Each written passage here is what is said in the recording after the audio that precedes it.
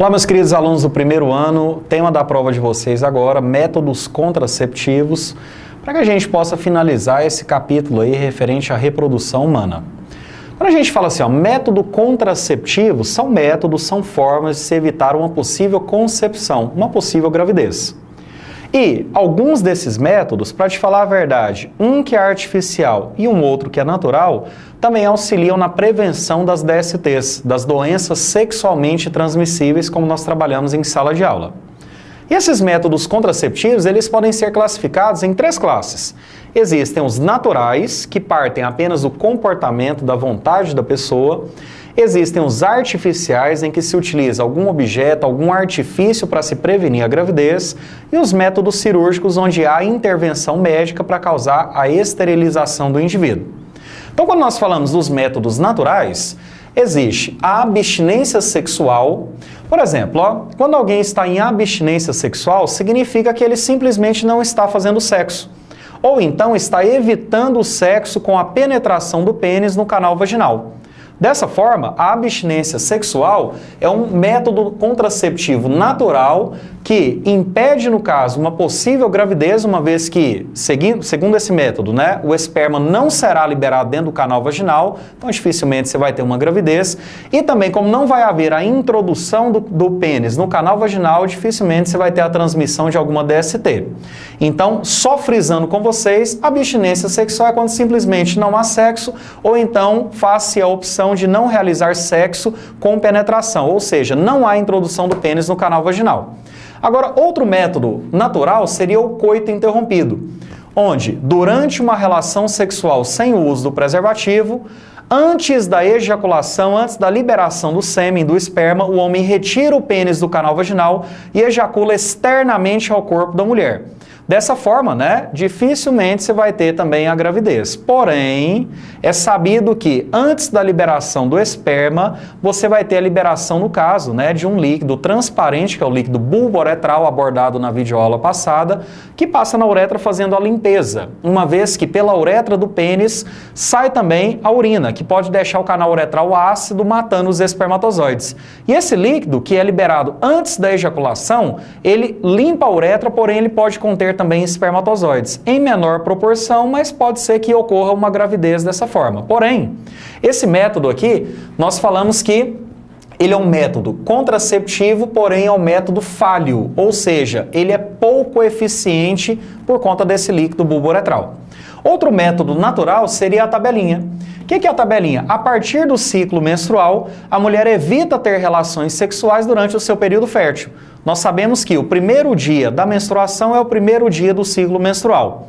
E se a mulher tem um ciclo menstrual de 28 dias, por exemplo, né, a maioria das mulheres tem esse tipo de ciclo, na metade desse ciclo, ou seja, no 14º dia, vai haver a ovulação, a liberação do gameta feminino. Porém, o período fértil dela corresponde a mais ou menos 4 dias antes a 4 dias depois do dia da ovulação. Ou seja, a mulher com a tabelinha em mãos, ela pode calcular e evitar ter relações sexuais sem o uso do preservativo durante o seu período fértil. Porém, da mesma forma que o método passado, que eu comentei com vocês agora, que ele é um método falho, a tabelinha também é pouco eficiente. Por que ela é pouco eficiente? É um método falho também, porque o ciclo menstrual de uma mulher pode ter consideráveis variações dentro de um mês, fazendo com que ela não saiba calcular corretamente, né? Talvez sim ou talvez não saiba calcular corretamente quando que é o seu período fértil, podendo errar essa conta e ter uma possível gravidez. Por isso que esse método de tabelinha, normalmente ele não é utilizado sozinho para prevenir uma gravidez. Normalmente ele é associado a outro método, como por exemplo algum método artificial. Desses métodos artificiais, ou seja, você utiliza um objeto, um artifício para prevenir uma gravidez, existe o preservativo que, assim como no caso da abstinência sexual, previne tanto a gravidez quanto também a transmissão de uma DST. E o preservativo seria o quê? Ele pode ser masculino ou feminino, é uma fina membrana de látex que impede o contato do esperma liberado pelo indivíduo durante o ato sexual com o canal vaginal, tendo assim, no caso, né, uma eficiência muito grande, caso, é claro, ele não se rompa, né? Por isso que a gente sempre coloca os métodos contraceptivos, como preservativo, uma eficiência de 99%. Nunca colocamos 100% justamente porque pode haver alguma falha. Esses métodos dificilmente vão ser 100%. Mas no caso da camisinha, que é outro nome, né, associado ao preservativo, é uma membrana que vai impedir o contato do líquido masculino do esperma com o canal vaginal. Já o diafragma é uma espécie de membrana também um pouco mais grossa do que o preservativo e ele é introduzido no canal vaginal pela mulher antes da relação sexual. Normalmente a mulher também ela tem que associar ao diafragma uma espécie de geleia espermicida, onde ela passa no diafragma e introduz no canal vaginal para que esse diafragma bloqueie a comunicação do canal vaginal com o útero. Traduzindo, não vai permitir a subida dos espermatozoides até a tuba uterina, que é o local da fecundação. Após a reprodução, a própria mulher remove o diafragma do seu canal vaginal e, nesse caso, né, ele vai ser descartado. Agora, outro método seria o anticoncepcional, que, assim como o contraceptivo de emergência, são formas químicas de fazer uma contracepção.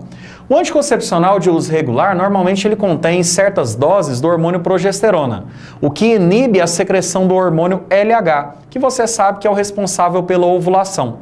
Traduzindo, a mulher quando está tomando um anticoncepcional de forma regular, ela simplesmente não vai ovular. Se ela não vai ovular, dificilmente ela vai ficar grávida. Agora, no caso do contraceptivo de emergência, ele não é abortivo, ele também não impede a ovulação. O que ele tenta impedir é o encontro dos gametas, masculino e feminino. Só que o próprio nome já sugere para você que ele deve ser utilizado apenas em casos de emergência mesmo. Justamente porque existe no contraceptivo de emergência uma dose de hormônios femininos muito mais elevada do que no anticoncepcional de uso regular. Traduzindo, o uso constante do contraceptivo de emergência pode causar profundas alterações no ciclo menstrual, gerando alguns problemas para a mulher que depois, no caso, tem que procurar o médico, tem que reverter tudo isso, tem que utilizar um outro medicamento, né, uma outra espécie de anticoncepcional para regularizar o ciclo. Sem contar também que o uso constante do contraceptivo de emergência, cujo princípio ativo é o levonorgestrel, pode diminuir a sua eficácia caso ele seja tomado várias vezes. Traduzindo, ele pode começar, nas primeiras vezes, ter uma eficiência muito grande, mas se for utilizado várias vezes, ele pode perder a sua eficiência. Uma outra forma seria o DIU. DIU por quê? Dispositivo intrauterino. Esse tipo de método contraceptivo, diferentemente do diafragma, ele é introduzido no útero da mulher pelo médico. E qual que é a função do DIU? A função dele é matar os espermatozoides, uma vez que ele contém um filamento de cobre em sua estrutura, onde ele fica preso lá no endométrio uterino, que mata os espermatozoides se eles passarem por lá. E outra coisa também, o DIU pode ser considerado método abortivo, visto que ele não permite, no caso, a nidação, ou seja, se ocorrer a fecundação e formar um embrião, naturalmente o embrião vai descer das tubas uterinas para o útero. Só que se tiver o DIU presente no útero, ele não vai deixar o embrião fixar lá no endométrio uterino. Por isso que ele pode ser considerado também um método abortivo. Agora, além desses métodos naturais e artificiais, existem dois métodos cirúrgicos que consistem basicamente na mesma coisa. Uma intervenção médica no homem, chamada de vasectomia, onde se faz um corte no canal deferente. Canal deferente que leva os espermatozoides do testículo até a uretra do sujeito. Traduzindo, o indivíduo quando faz a vasectomia, ele continua ejaculando, produzindo, no caso, o sêmen, porém com uma diferença. O seu esperma, o seu sêmen não conterá mais espermatozoides. Da mesma forma, esse processo pode ser feito na mulher, só que fazendo-se uma secção, um corte nas tubas uterinas, estruturas que conectam os ovários da mulher ao seu útero. Fazendo esse corte, vai impedir, no caso, o contato do óvulo que é liberado pelo ovário com os espermatozoides. Mas lembre-se que tanto a vasectomia quanto a laqueadura previnem apenas uma possível gravidez. Não previnem de forma alguma DSTs, ok? Muito obrigado, gente!